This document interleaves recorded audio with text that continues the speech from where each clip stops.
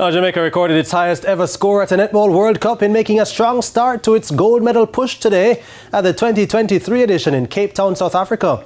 The Sunshine Girls crushed Sri Lanka 105-25, making it Jamaica's first 100-plus scoreline at a Netball World Cup.